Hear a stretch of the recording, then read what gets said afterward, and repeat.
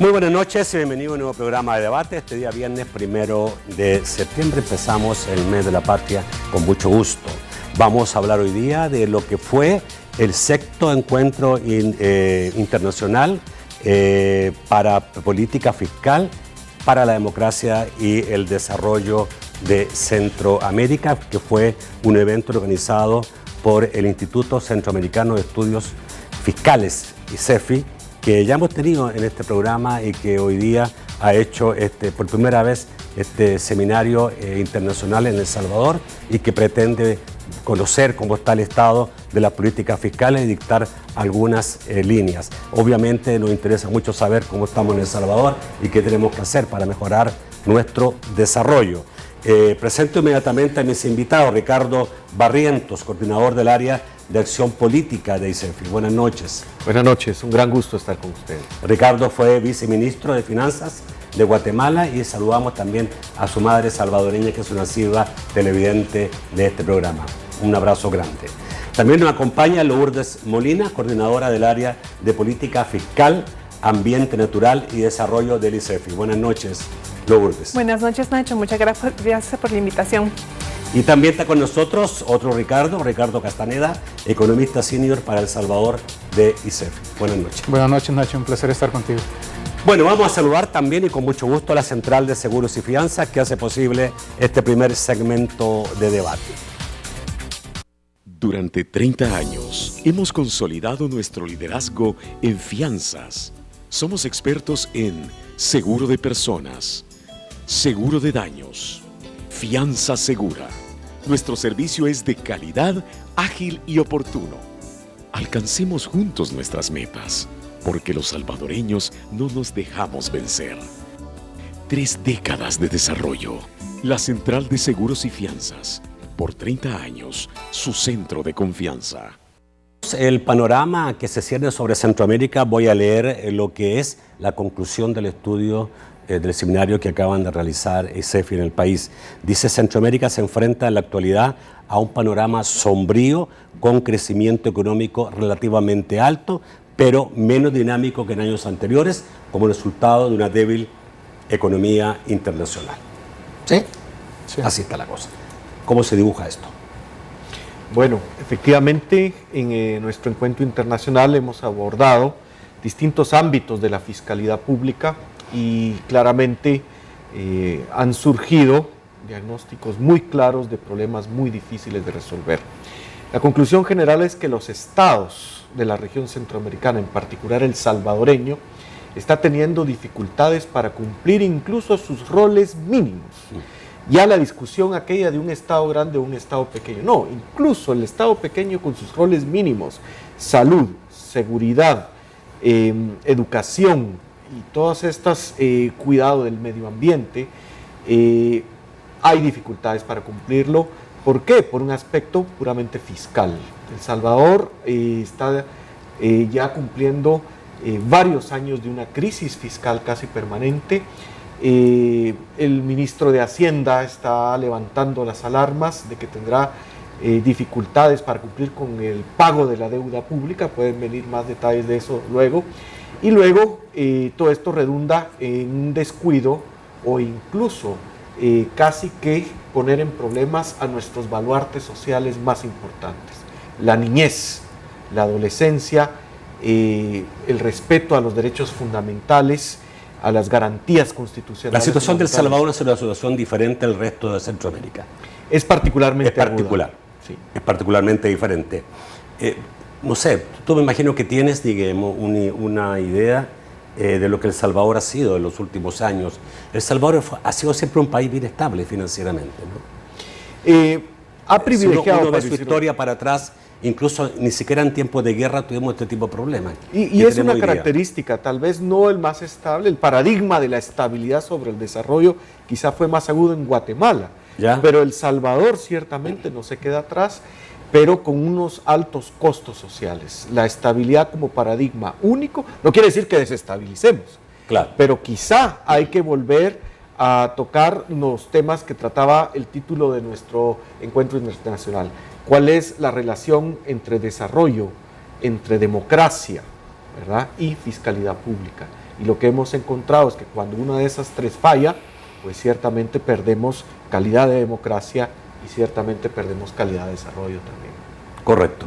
¿Qué es lo que está afectando principalmente? Bueno, ya estamos claros que la economía internacional está afectando. Usted hablando de otras cosas como problemas estructurales, deterioro del medio ambiente, etcétera. ¿Cuáles son las cosas que están en estos momentos afectando una situación económica y de desarrollo, digamos, bajo?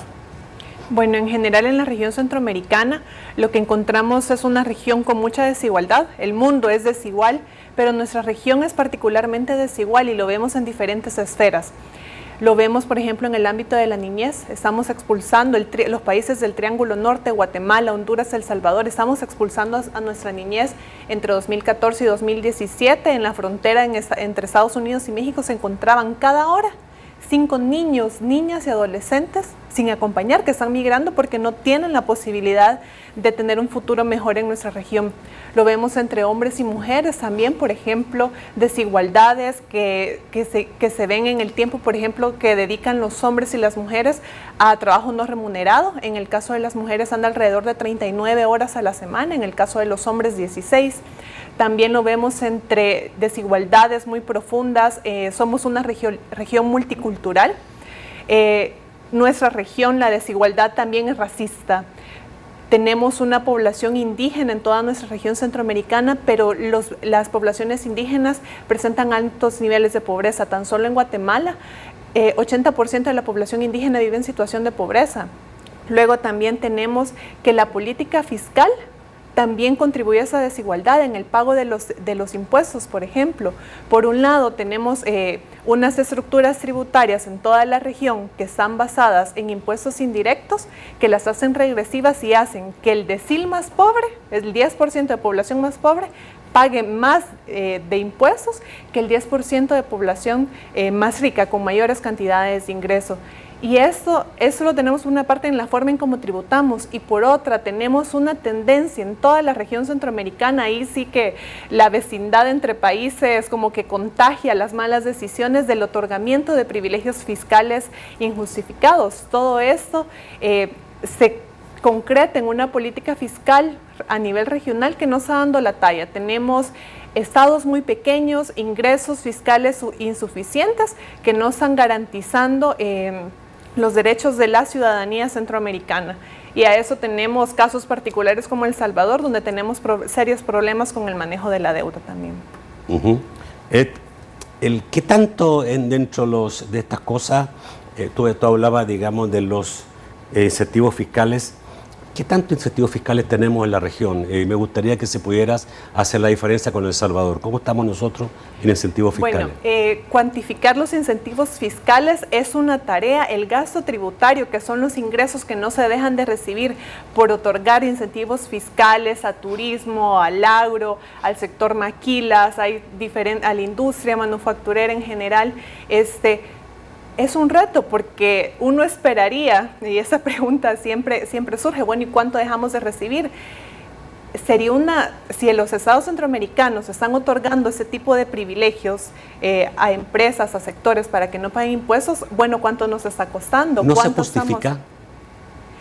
El problema es que en la mayoría de casos son decisiones que se aprueban sin estudios técnicos. No, por eso, pero a juicio de ustedes, no se justifica porque el problema principal que tenemos en El Salvador o en Centroamérica es el empleo. Y eso es un factor, eso es lo primero de lo primero. Pero ahí si no hay empleo no hay nada. Por supuesto, pero ahí hay que desmitificar algo. El argumento que toda la vida ha existido acerca del otorgamiento de privilegios fiscales es que atraen inversión. Pero todas las mediciones a nivel internacional no identifican el pago de los impuestos o la existencia de incentivos fiscales para que un empresario decida realizar una inversión en el país. Se le da valor, se le da mucho más valor a factores como la delincuencia, a factores como acceso a infraestructura y a factores como la educación y acceso a mercados. Entonces se ha creado un mito como que la única forma en que los empresarios van a invertir es si les otorgamos exenciones y exoneraciones de impuestos, y no es Lo que así. no siempre es así. Lo que en la mayoría Pero en de principio casos sí no lo es. así. El incentivo fiscal. No lo es. No lo es. No lo es. Las mediciones a nivel internacional, las encuestas que hacen las instituciones como el Banco Mundial o el Foro Económico Mundial no identifican, son los mismos empresarios los que responder cuáles son ¿Y de los qué viviría factores. República Dominicana sin el incentivo fiscal al turismo? No, ¿De qué pero- viviría si vive de eso, básicamente? Sí, a ver, pero República Dominicana hace un control sobre los incentivos que están generando. La región centroamericana ha otorgado históricamente incentivos fiscales, y al son de hoy ninguno de los países de la región centroamericana rinde cuentas o evalúa, exige la rendición de cuentas o evalúa cuánto se invirtió, cuánto Ok. empleo se genera y de qué calidad. Este tema es importante porque Exacto. yo siempre parto de la base que el principal problema que tenemos en El Salvador y en Centroamérica es el empleo. Es el empleo. Nosotros tenemos, yo no sé, a mí la cifra de 6.5 de desempleo, creo que los datos más falsos que puede tener un gobierno, y creo que se sigue manteniendo esa cifra, y porque la pregunta es si ha ganado $1 en los últimos 3 meses, y si ganó $1, entonces usted está empleado, ¿ya? Y los que no han ganado $1 en 3 meses, ese sí es desempleado. El desempleo es tremendamente grande, y tenemos grandes sectores del país, ciudades, cantones, donde los jóvenes no tienen nada que hacer.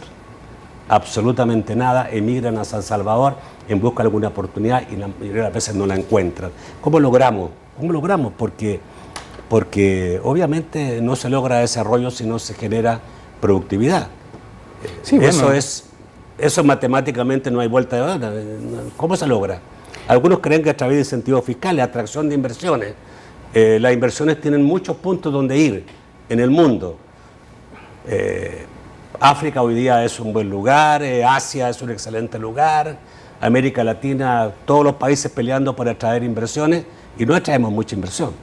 Bueno, yo creo que la misma respuesta la dan los empresarios cuando se les pregunta sobre cuáles son los factores que ellos toman en cuenta al momento de decidir invertir en un país. Y ellos establecen que son, ya como bien lo mencionaba Lourdes, temas de seguridad, temas de infraestructura, temas de estabilidad política, que al final todos esos están relacionados con la política fiscal. Cuando uno analiza, por ejemplo, los niveles de inversión pública en los países de la región centroamericana, pero particularmente El Salvador, desde hace más de 10 años prácticamente están estancados. El poder lograr esos detonantes que permitan la generación de empleo, porque no es cualquier tipo de empleo la que se debería de buscar, es un empleo que garantice seguridad social, que permita a las familias tener un ingreso. ¿En esta circunstancia? Debe ser la aspiración del Estado. No, aspiración sí, pero estas circunstancias, cuando tenemos una gran cantidad, y no solamente eso, tenemos demasiados jóvenes desempleados que terminan en las maras, y que nos crea un problema adicional, y se crea un círculo vicioso. La pobreza lleva finalmente a la violencia. Entonces, ¿cómo salimos de eso si no buscamos, no somos tan atractivos, no tenemos, no somos tan grandes, no somos un mercado que alguien puede decir voy a invertir a Brasil y el mercado brasileño es de 160 millones de personas, aquí no tenemos un mercado muy grande, no tenemos una población muy especializada en trabajo determinado, la educación nuestra es bastante, ¿cómo hacemos para poder atraer la inversión y lograr empujar a la productividad, ¿no? Porque eso es el kit del asunto. Bueno, primero tener una visión de largo plazo y a partir de ahí empezar a tomar medidas que nos permita esa generación de empleo. Por ejemplo, evaluar factores importantes como el tema de los créditos. Los créditos pueden permitir la generación de empleo, entonces ahí tenemos que tener una discusión, por ejemplo, si desde el Estado se puede apoyar a través de una banca de desarrollo. Uno cuando ve la historia de éxito de muchos países, la banca de desarrollo es primordial, sobre todo para las micros, pequeñas empresas. Todo el tema de asistencia técnica que se puede dar desde el Estado para poder realmente la generación de nuevas empresas, pero empresas que se mantengan.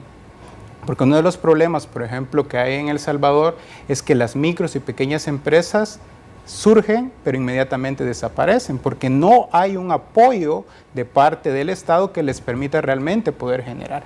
Pero también hay otra cosa, y es muy importante que lo discutíamos estos días. es que el sector público también genera empleo y a veces nos olvidamos de eso.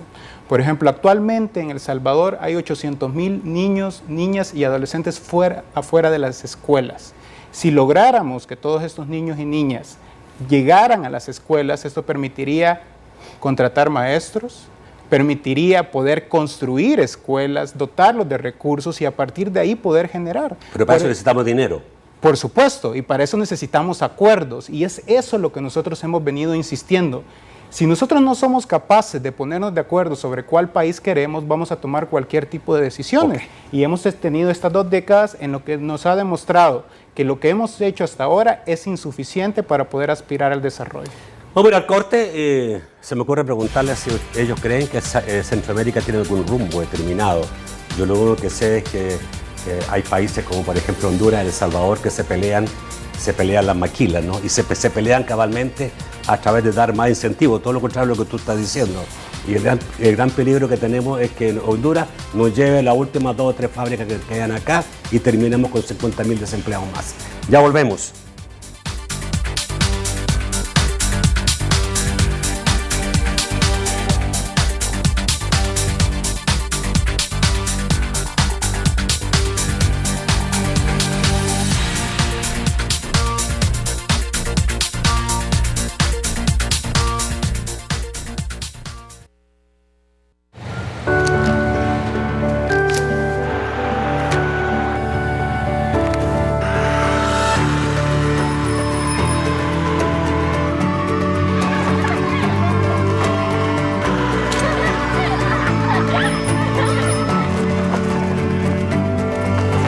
...196 años y seguimos construyendo nuestro destino. Gobierno de El Salvador. Tan tuyo que siempre tienes super ofertas. Arroz blanco Dani 4 libras 1.80. Pan Lido Pullman 550 gramos 1.25. Cereal Zucaritas Kellogg's 840 gramos 4.25. Tripa Jabón Max Poder Super Bola 425 gramos 2.40. Super Selectos, tu super. A continuación, un mensaje del presidente de la Asociación Internacional de Radiodifusión AIR, ingeniero José Luis Saca. Querida audiencia de las 3 Américas y del mundo, en esta ocasión me dirijo a ustedes para hacer un llamado a la solidaridad con nuestros hermanos de Venezuela, un bello país latinoamericano con gente buena que está sufriendo una de las mayores crisis institucionales y de derechos humanos de los últimos tiempos. En Venezuela no hay libertad de expresión. El gobierno censura a periodistas y medios de comunicación. Sin libertad de expresión no hay democracia. Sin democracia no hay progreso y sin progreso no hay forma de solucionar los problemas que enfrentan los países. Exhorto a la comunidad internacional para coadyuvar en la solución para que en Venezuela retorne la libertad de expresión y democracia lo más pronto posible. Cada día cuenta. Muchísimas gracias. Fue un mensaje del presidente de la Asociación Internacional de Radiodifusión AIR, ingeniero José Luis Saca.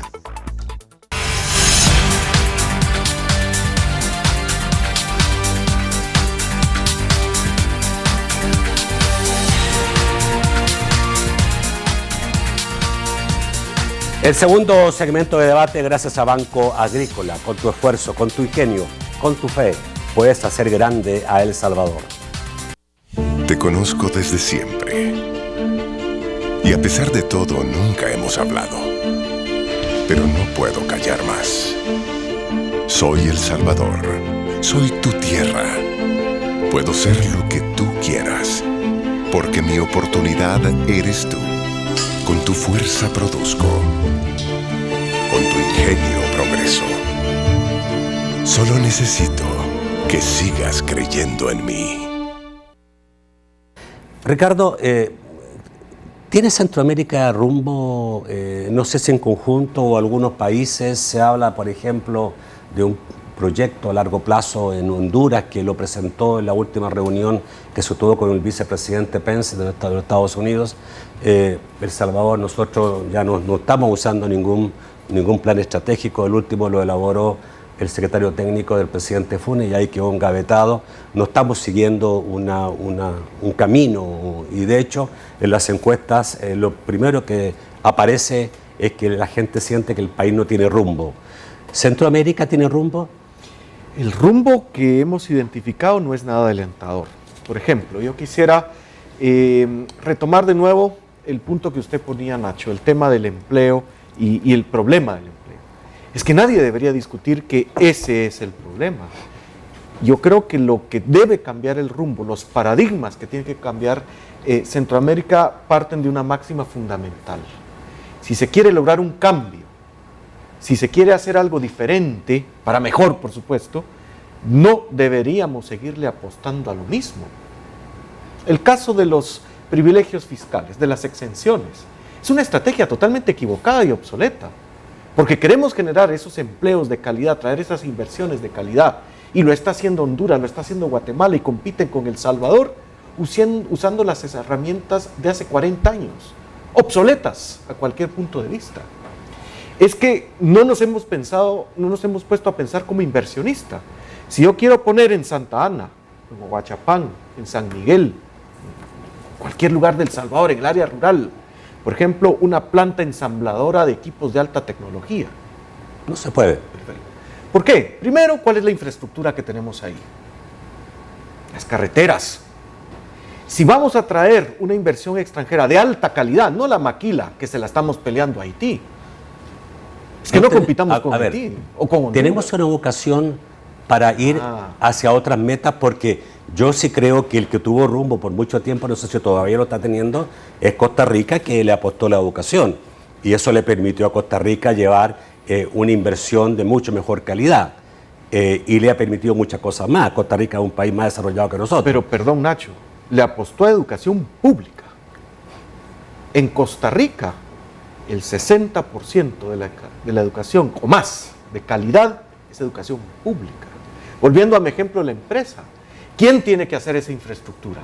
Privada, tiene que ser pública.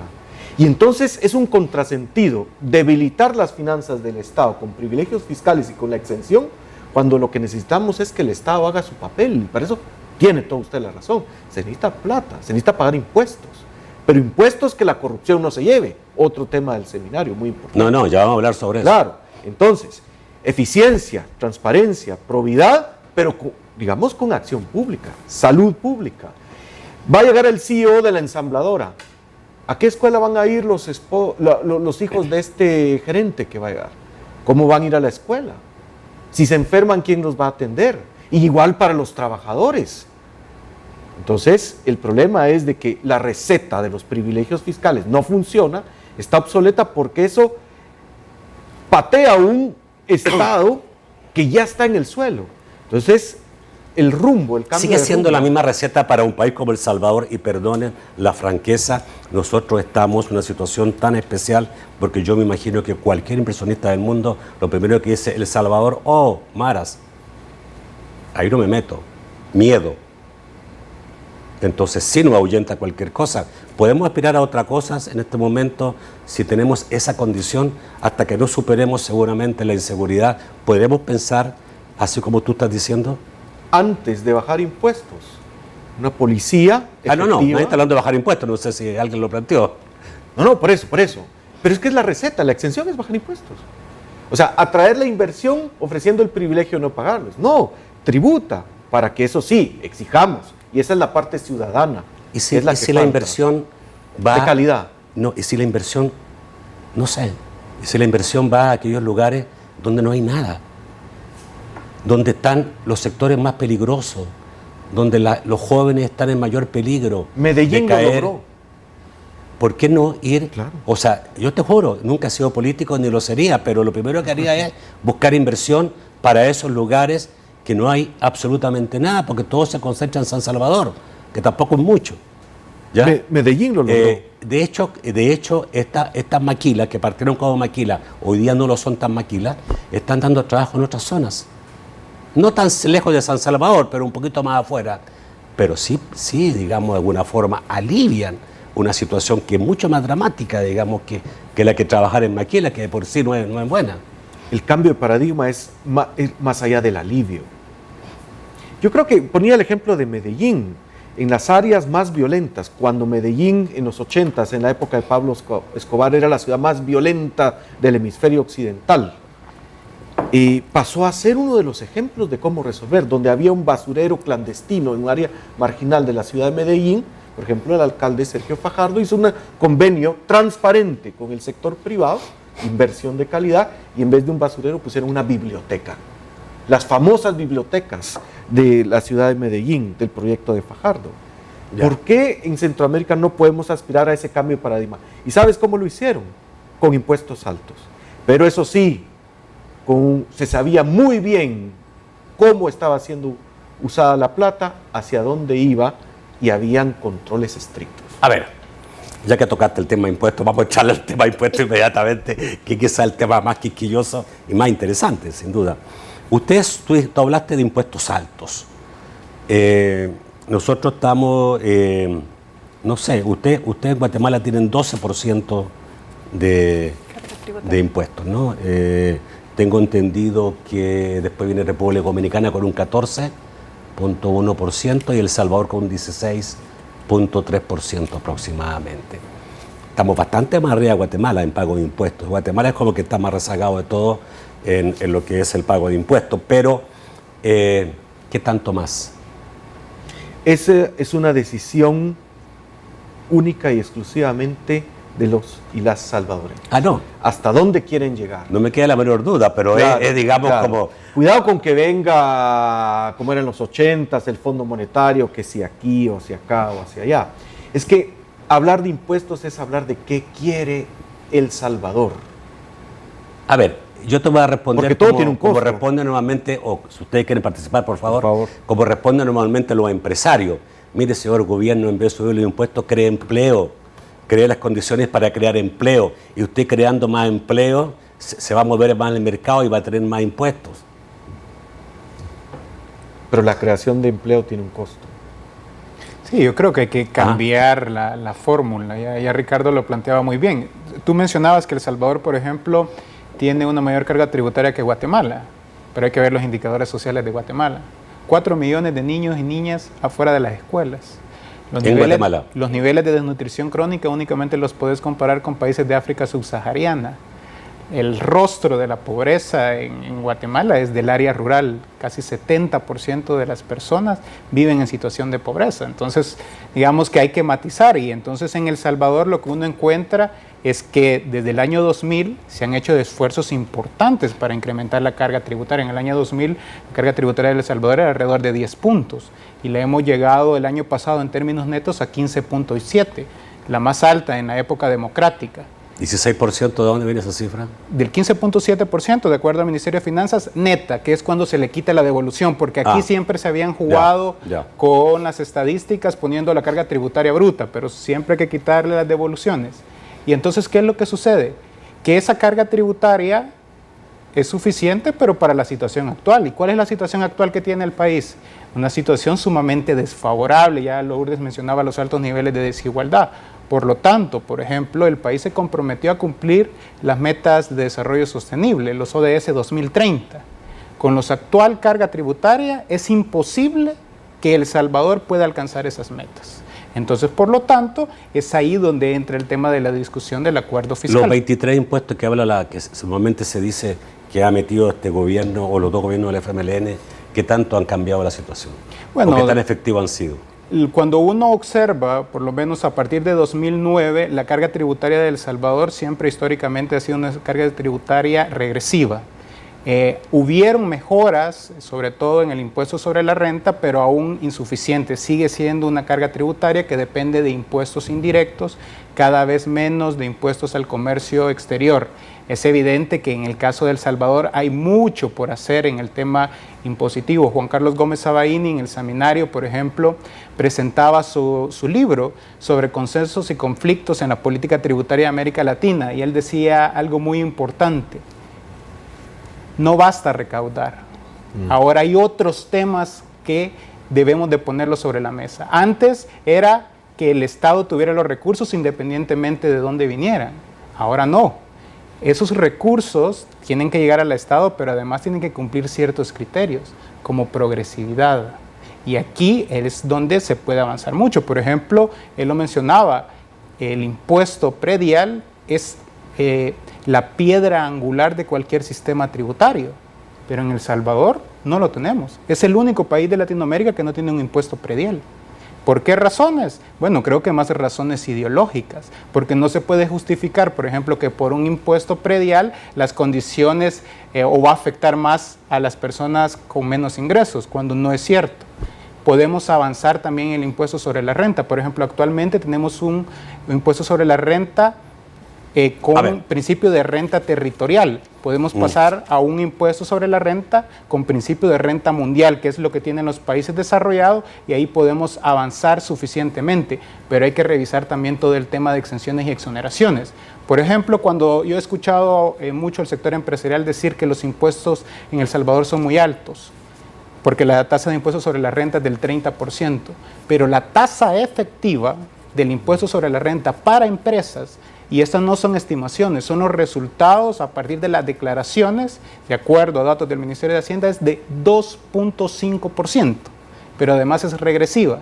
El 10% de las empresas con menos ingresos tiene una tasa de 2.9, mientras que el 10% de las empresas con más ingresos tiene una tasa efectiva de 2.5. Yo creo que la gente quiere saber eso, que es muy interesante, obviamente, tiene que verse, pero la gente quiere saber si tú estás planteando que hay que aumentar el impuesto a la renta, ¿a quién? ¿Al que gana $500, al que gana $1.000? ¿A quién hay que aumentarle el impuesto a la renta? Voy al corte, ya volvemos.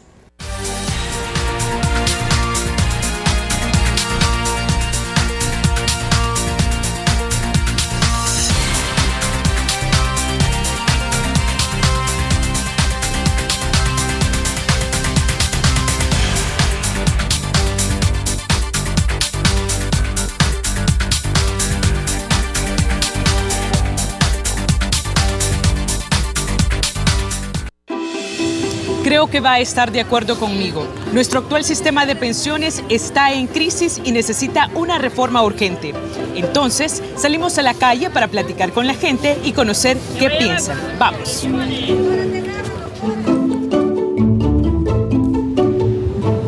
¿Me regaló un minuto? ¿Cuál es su nombre? Blanqui. Mucho gusto, Blanqui. ¿Usted cotiza las pensiones? Sí. ¿Cuánto gana usted? 500. Quiero hacer dos propuestas, la de la AFP y la del gobierno. Dígame. Con el actual sistema, su pensión sería de $230. Con la propuesta que impulsa la AFP, su pensión bajaría hasta $207. Y con la propuesta del gobierno, su pensión quedaría de $290. ¿Cuál prefiere? Prefiero la del gobierno, porque para toda la vida y nos darán más dinero. Gracias, Blanqui. Muy amable. Pase feliz día. Ahora te toca a ti. Infórmate sobre la reforma al sistema de pensiones y apoya la mejor propuesta para los trabajadores. El nacimiento, el instinto te guía hacia adelante. Aprendes a moverte para siempre alcanzar lo que más deseas. Sin importar si vas rápido o lento, siempre descubres nuevos comienzos y aprovechas todas las oportunidades para disfrutar tu vida. Nuestro propósito es acompañarte en cada uno de esos pasos, brindándote el apoyo correcto, simple, accesible y digital, para que juntos vivamos la emoción de seguir avanzando. BAC Credomatic.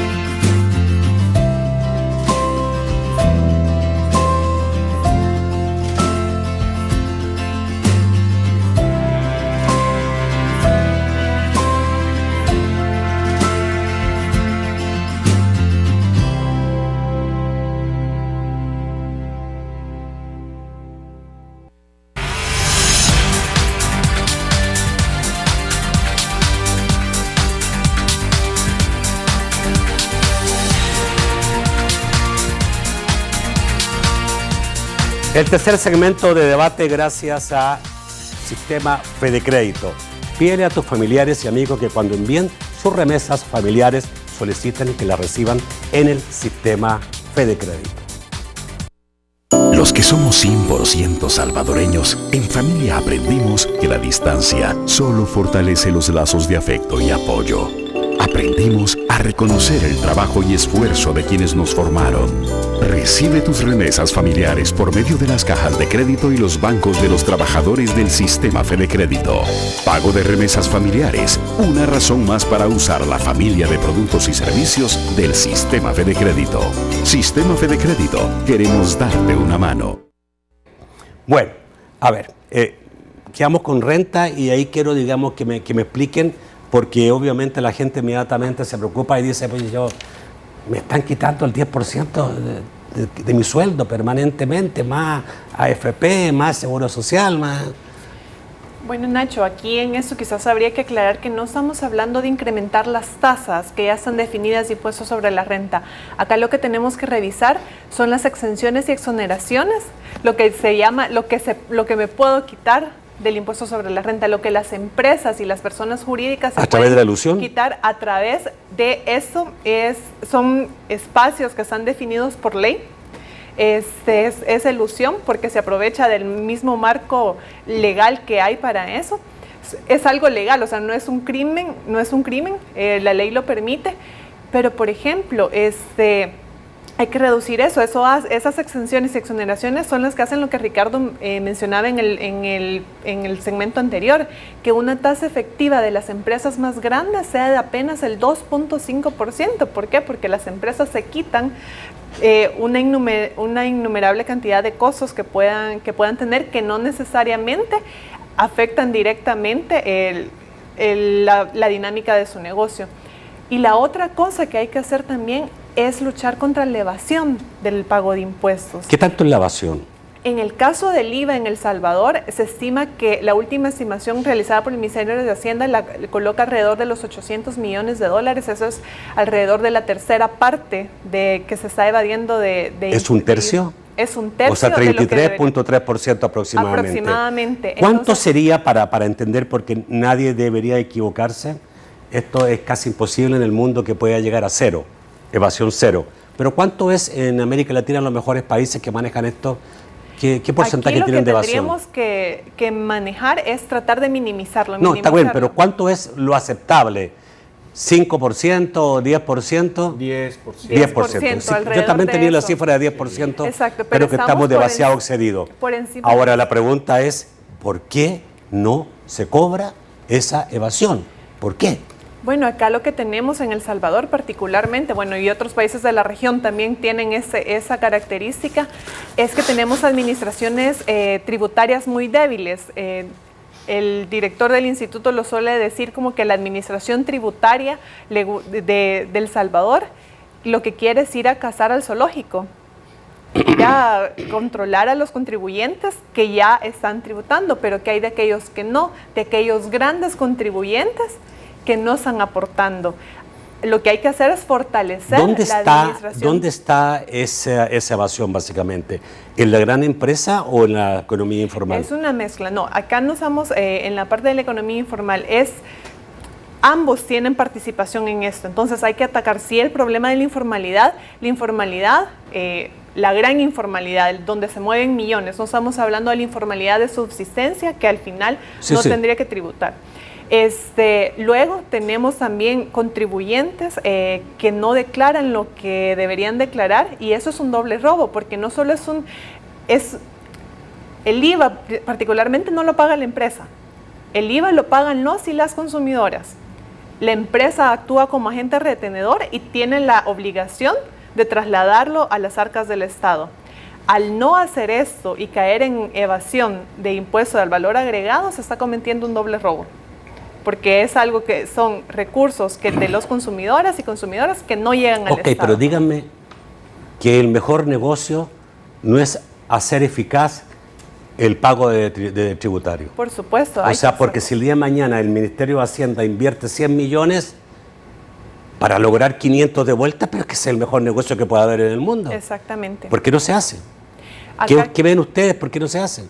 Bueno, acá quizás es otro factor. Si todas las decisiones en política fiscal se tomaran técnicamente, quizás podría llegar a acuerdos y cambios mucho más rápido. ¿Por corrupción no se toman? Son voluntades políticas. ¿Por acá, amistades? ¿Por no tocar diferentes sectores? Que sería corrupción también. Es falta de interés político, sobre todo. Tenemos un ejemplo muy cerca a la vecindad, Guatemala. Sí. Hay un debate y una crisis ahí sobre la CICIG. Algunos de los casos más sensibles de la Comisión contra la Impunidad en Guatemala han sido casos de evasión tributaria. Cuando se ha llegado a tocar al gran empresario, al que siempre era intocable. Y eso ha sido un remesón muy fuerte. Puede haber un trasfondo político detrás de esa imposibilidad, de esa deficiencia. Y es un trastorno político y de un gobierno que no se atreve. Exacto. Los gobiernos no se atreven a tocar a determinado empresario que seguramente le dieron dinero en su campaña E incluso, políticas. Nacho, no se restringe solo al Ejecutivo, también en el Legislativo. Los intereses no son, y aquí todos los partidos políticos, el interés no es en fortalecer la administración tributaria. Por ejemplo, hay por lo menos 2 propuestas por otorgar amnistías fiscales. Amnistías fiscales quiere decir que aquellos contribuyentes que están en mora o que no han declarado impuestos se les va a otorgar el beneficio de que paguen sus impuestos y no va a haber ningún castigo por no haberlos pagado cuando debieron haberlo hecho. Ya pasó una amnistía por la Asamblea Legislativa, fue vetada por el presidente. Hay 2 nuevas anteproyectos de ley, propuestas de decreto legislativo en esa misma vía. Ahí, por una parte, es debilitar mucho más el papel de la administración tributaria y por otra parte también afecta la moral del contribuyente, de los y las contribuyentes que pagan sus impuestos puntualmente. ¿Por qué? Entonces, ¿para qué lo voy a pagar? Mejor me espero a que haya otra amnistía. Y no me va a pasar nada porque no hay ningún castigo, no hay ningún desincentivo a no pagar los impuestos. La amnistía ¿Es promueve correcto impunidad. pedir más impuestos si no son capaces de cobrar lo que hay? Bueno, por eso nosotros hablamos que actualmente en El Salvador lo que se requiere es una visión integral. Pareciera, y lo discutíamos en el seminario, de que cuando se está hablando de la situación fiscal de El Salvador, pareciera que es un partido de fútbol, en la cual es un tema o recortás tus gastos o incrementas tus impuestos. Y más importante que gane tu equipo es que pierda el rival. Lo que hay que empezar a ver es que El Salvador tiene problemas por el lado del ingreso, que ya se mencionaba, estructuras tributarias bajas y regresivas, incentivos o privilegios fiscales injustificados, administraciones tributarias débiles. Pero además El Salvador también tiene problemas por el lado del gasto. Un gasto insuficiente, un gasto que no está cercano a la planificación. Por ejemplo, El Salvador no tiene presupuesto por resultados. Cuando se aprueba en la Asamblea Legislativa el presupuesto, no se dice qué resultados se van a alcanzar con esos ingresos. No hay mecanismos para participación ciudadana y obviamente hay problemas de transparencia.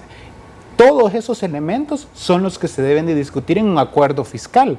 Lo que pasa es que actualmente los actores y principalmente el FMLN y Arena piensan que la política fiscal les pertenece a ellos y por eso ellos están discutiendo a puertas cerradas. Pero como la ciudadanía no sabe quién está proponiendo cuál cosa, cuáles intereses se están definiendo o se están defendiendo ahí. Por lo tanto, nosotros desde el ICEFI hemos hecho un llamado a que la discusión del tema fiscal, al ser la columna vertebral de una sociedad, debe ser el resultado de una discusión transparente, donde estén las voces de todos los sectores que representan la sociedad. No hay que ser ministro de Hacienda para saber en qué te afecta cuando no tienes una escuela cerca de donde vives, cuando vas al hospital público y no hay medicinas. Todos esos elementos son los que deben de estar discutiéndose, porque actualmente el país ya ha entrado en una trampa de la austeridad. Pero yo también le veo un problema a los ministerios de Hacienda. Eso de que el ministro de Hacienda depende del presidente y el presidente actúa, digamos, con mucho criterio político, partidista, termina el presidente imponiéndose y decirle al ministro, mire, todo este dinero lo quiero para allá. No, pero es que mire, señor presidente, no. O sea, el ministro de Hacienda tiene un jefe político partidista que muchas veces distorsiona absolutamente todo lo que es las finanzas del país, ¿ya? ¿No debiera haber un Ministerio de Hacienda con más candados en relación a lo correcto o lo incorrecto técnicamente? Bueno, lo correcto debería de estar si está definida una visión de largo plazo. Ese debería de ser el mayor candado. Si tú te planteas, por ejemplo, que de aquí al 2024 vas a cerrar la brecha en educación para que todos los niños y las niñas tengan acceso a educación, el presupuesto debería de irse arrojando a partir de esas prioridades. Maravilloso. Que te impones. Sí, pero un Ministerio de Hacienda que suelta dinero sin saber para dónde va, sin tener resultados, y por eso es que sin tener nada. Esos son los elementos que deben de estar. Ahora bien, en el caso de El Salvador, también debemos de hablar que ya hay muchos candados. Por ejemplo, ya hay preasignaciones establecidas por ley. FODES, lo que se le otorga a la Corte Suprema de Justicia. Para el año 2015, por cada dólar que recaudaba el Estado, 89 centavos ya estaban preasignados. Y es importante saber si esas asignaciones realmente corresponden a la visión de país. Y por eso todos esos elementos son los que debemos de discutir como sociedad. Nos debemos de sentar. Si fuimos capaces de lograr unos acuerdos de paz, deberíamos de ser capaces de construir en conjunto una política fiscal que nos permita tener mejores condiciones de vida. Parece que cuesta más una política fiscal que lograr la paz, ¿no? Y hay menos interés en juego. Y en El Salvador hay una complicación que lo diferencia radicalmente del resto de la región. Porque de verdad es que nosotros no vemos al ministro de Finanzas o al Ministerio de Hacienda repartiendo plata. Es que en realidad casi está atado de manos. Porque hay, y de eso depende, pero si el presidente le dice para este rubro para ese rubro va a haber. Espera un momento, porque lo que pasa es que incluso en nuestro encuentro internacional se abordaron dos temas, uno en particular, que son muy específicos de El Salvador y restringen el margen de maniobra, que son las dos grandes reformas estructurales de hace 2 décadas. Una es la dolarización, pero particularmente ahora, en una coyuntura muy especial, el tema de pensiones. La carga fiscal que el problema del sistema previsional salvadoreño ha generado es inmensa. Si uno mira los déficits fiscales del sector público entero en la región, el del Salvador está entre los más altos. Pero si a eso le quitas el problema de las pensiones, el déficit fiscal solo del gobierno central, o sea, quitando el problema, la carga fiscal del problema previsional, el del Salvador es ínfimo, incluso ha estado en superávit. Entonces quiere decir... No, tengo esa cifra yo. Superávit primario. Quitando el costo de las pensiones, el problema, el déficit fiscal sigue igual. Del gobierno central. Del gobierno central. Superávit primario. Así es. Entonces, ¿qué es lo que este dato está diciendo? Lo que hemos discutido son problemas bastante comunes. El problema de la debilidad de la administración tributaria, el problema de impunidad que generan las amnistías... Pero ustedes tienen un problema adicional, que es el problema previsional. Y entonces, lo que ya se ve es cómo... Guatemala no tiene problema previsional, todos los países tienen problema previsional. No, pero no de la magnitud, es que la reforma del 96... Pero tienen que pagar pensiones.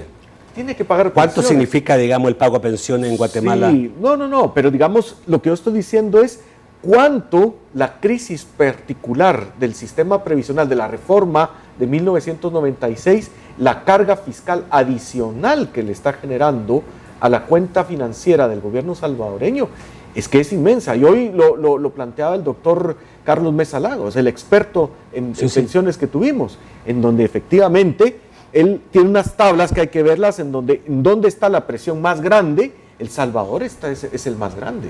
Ok. ¿Verdad? Vamos al corte, volvemos en 2 minutos.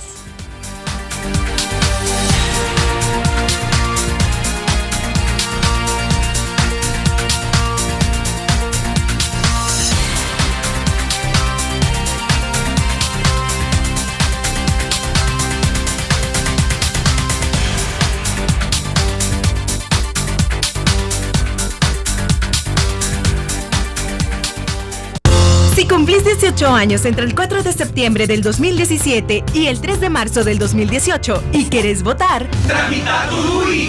Es tan importante como tu cumpleaños. Gratis primera vez y te lo entregan un día después de tu cumpleaños.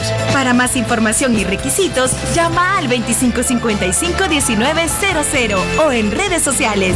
DUI Centro, identificando a El Salvador, Mühlbauer y Registro Nacional de las Personas Naturales. Durante 30 años hemos consolidado nuestro liderazgo en fianzas. Somos expertos en seguro de personas, seguro de daños, fianza segura. Nuestro servicio es de calidad, ágil y oportuno. Alcancemos juntos nuestras metas, porque los salvadoreños no nos dejamos vencer. 3 décadas de desarrollo. La Central de Seguros y Fianzas. Por 30 años, su centro de confianza.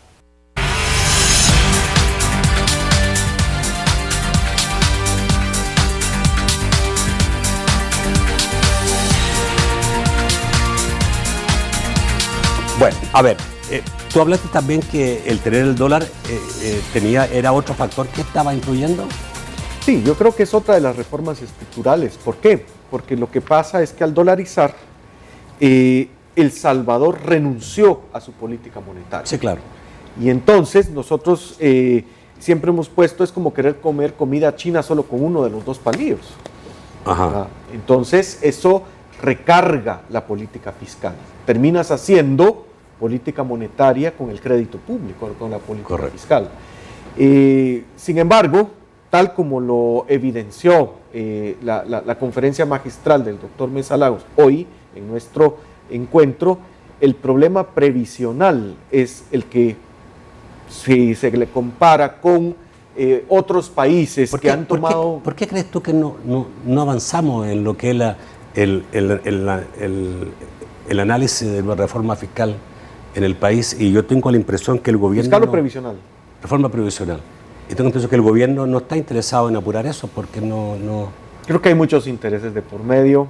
Yo quiero que ellos opinen, pero me parece las ganancias de las AFP están en medio. Pero eso luego, se puede bajar. O sea, y luego hay un tema ideológico también, que en El Salvador es importante.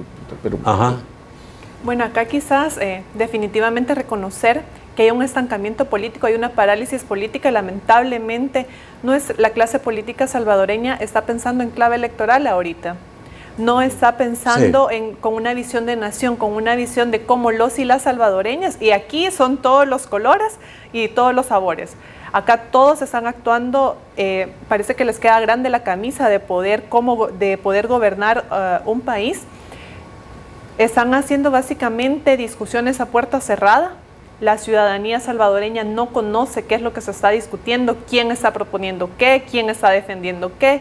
Son los intereses. No, lo que pasa es que como se miente, entonces la ciudadanía, porque yo te aseguraría que yo he hecho 30 y tantos programas sobre pensiones, y yo creo que y aquí en el país tenemos récord de programas de entrevista y de noticiero, es récord. O sea, si la ciudadanía no está informada, la ciudadanía está confusa, porque hasta se hace publicidad engañosa. Entonces terminamos, digamos, confundiendo. Hay mucha desinformación. Hay interés de confundir a la gente. Hay mucha desinformación en cuanto a cómo manejar el tema de pensiones, porque ahorita incluso el doctor Mesa Lagos lo decía hoy, ninguna de las propuestas que hay ahorita en discusión en tema de pensiones es integral. Solo tratan de resolver el problema fiscal, porque es lo que nos está ahogando ahorita. Pero porque tiene cobertura. Tiene poca cobertura, sí, pero va a haber en el futuro va a haber Pero imagínate si le metemos al gobierno el encargarse de ampliar la cobertura. ¿Quién puede ampliar la cobertura? Él mencionaba que en todos... ¿Quién puede ampliar la cobertura? Ahí tiene que ser el sector ¿Gobierno con sector privado? Sí, ambos tienen que participar, porque el doctor Mesa Lagos incluso lo señalaba, que El Salvador es de los pocos países en los de que no hay ninguna administradora de pensiones pública, y que eso en otros países incluso ha servido para fomentar la competencia. A ver, uno de los los argumentos que se utilizó para privatizar el sistema de pensiones es que iba a ser privado y van a haber una cantidad de administradoras de pensiones. Yo he escuchado a Mesa Lagos muchas veces, pero él no se opone, digamos, a que haya privado. No, él no se opone, pero sí dice que es importante la participación de administradoras de pensión público también. Para por ejemplo, para incrementar la competencia, porque en El Salvador que tenemos un duopolio, eso no es competencia. Sí, pero ¿para qué? Para que a lo mejor el informal vaya al público. Exactamente, para que... Bueno, aquí se partió el sistema así, y había una AFP que era la manejaba el actual superintendente del sistema financiero, Ricardo Perdomo, que básicamente trató de enfocarse en esos sectores, y le fue mal. Tú preguntabas quién debía de incrementar la cobertura. Hombre, si la seguridad social es un derecho, el Estado está obligado a garantizarlo a todas las personas, independientemente de dónde vivan, independientemente de los niveles de ingreso. Por eso es que lo que nosotros planteamos, necesitamos un acuerdo fiscal, pero no cualquier acuerdo fiscal, un acuerdo fiscal que garantice derechos. Un acuerdo fiscal al uruguayo, 3% más de IVA para financiar la parte previsional. Yo preferiría un acuerdo fiscal a los salvadoreños, hasta donde los salvadoreños somos capaces de ponernos de acuerdo sobre el país que queremos. Eso creo que es usted han dicho que es importante el impuesto predial, ¿ya? Ok, de acuerdo. También el patrimonial. Sí. De ahí mejorar la estructura del impuesto sobre la renta. Por ejemplo, también actualmente el impuesto sobre la renta es de esquema cedular, es decir, que grava dependiendo de dónde vienen tus ingresos. Es importante hacer un impuesto sobre la renta única. Decíamos incorporar el impuesto sobre la renta, el principio de renta mundial. Hay que fortalecer la legislación. Actualmente, si tú no pagas impuestos, luego llegas y le dice a la administración tributaria, perdón, ese no lo había pagado, pagas una multa y ya. Mira lo que está pasando, por ejemplo, con Cristiano Ronaldo y Messi en España, ¿no? Que es que si tú no pagas los impuestos, es un delito. Porque cuando no pagas los impuestos implica que habrán niños que no van a las escuelas, que no hay medicinas suficientes en los hospitales y eso hay que comprenderlo. Entonces, también se deben de evaluar los actuales incentivos fiscales y si se demuestra que no son efectivos, hay que eliminarlos. Todos estos elementos permitirían al Estado hablaba de quitar algunos impuestos que distorsionaban como Bueno, yo creo que hay que evaluarlos, ver realmente cuál es la productividad que tienen esos impuestos para determinar si efectivamente son necesarios o no. Lo importante es que El Salvador debe de avanzar hacia una estructura tributaria progresiva, donde quien tiene más, paga más. Esto es, me parece, de una cuestión de sentido común y de justicia fiscal. Sí, y esto hay que entenderlo, no es tan fácil entenderlo. Sí, lastimosamente. Hay que entenderlo sobre la base de que usted dirá, sí, pero solamente un 20% de la población estamos pagando todos los impuestos y el resto no paga nada. No, todo el mundo paga impuestos porque todo el mundo paga el IVA. Exacto. Y seguramente el centavo que se le quita a la persona muy humilde que compra un alimento es mucho más, porcentualmente más importante que los $10,000 que se le quiten a una persona con dinero, ¿cierto? Eso es lo que hay que buscar, sin duda. IVA, hablando de IVA, ustedes dicen IVA fuerte, pero tomando en cuenta la regresividad. Bueno, en el caso del IVA... ¿Qué significa IVA fuerte? Bueno, lo que nosotros hemos planteado es que actualmente, por ejemplo, en la propuesta del Fondo Monetario Internacional, dice que se incremente el IVA. El IVA realmente es una tentación para los países porque en teoría se recauda más rápido, ¿no? Por ejemplo, si ahorita es un impuesto muy fácil de cobrar. Si incrementara ahorita, ya el próximo mes lo puede recaudar. Pero nuestros estudios nos demuestran que en el caso del IVA, particularmente en El Salvador, incrementa la pobreza e incrementa la desigualdad. Por eso nosotros planteamos que hay otros mecanismos para poder dotar de recursos. O sea, no aumentar IVA. Nosotros en este momento creemos que primero hay que mejorar la progresividad del sistema, hay que poner las condiciones sobre cuáles metas se quieren alcanzar y a partir de ahí, más adelante posiblemente pueda ser necesario un incremento. ¿Cuántos minutos tengo? Me gustaría que me dijeran, pero creo que hay que hablar de la corrupción. Porque si no... ¿2 minutos? Un acuerdo fiscal con nuevos paradigmas, que para lograr un cambio no puede seguírsele apostando a lo mismo. Y un paradigma que hay que cambiar. El debate sobre los impuestos es un debate de transparencia. Es un debate sobre esfuerzo anticorrupción, es un debate de lucha contra la impunidad. ¿Por qué? Porque la moral tributaria, la resistencia a pagar impuestos es un problema político de desconfianza en las autoridades, de convencimiento que solo se va a tributar para que se lo roben. El paradigma que tiene que tener ese acuerdo fiscal a la salvadoreña es que el debate sobre impuestos, sobre tributación, es un debate... Es el mismo debate que el debate de transparencia fiscal, el mismo debate de no impunidad y no corrupción. Ese es un paradigma central. Muy importante. Hay que hacer cosas, pero tener mucho cuidado con la corrupción. Bueno, agradecido porque hayan estado esta noche. Creo que ha sido importante hablar de este tema, ¿no? Sin duda. Y gracias por este seminario que siempre aportan bastante a lo que es la política nacional. Gracias, Ricardo Barrientos, por estar esta noche. La orden, quedamos muy complacidos de estar acá. Gracias, Lourdes. Gracias a usted, Nacho, por la invitación. Y gracias, Ricardo Castaneda. Gracias. Amigos televidentes, yo los espero el lunes a las 8 de la noche en un nuevo programa de debate. Que pasen buenas noches, excelente fin de semana. El lunes vamos a estar con Luis Parada, el candidato o precandidato a la presidencia por el partido Arena. Nos vemos el lunes. Bueno.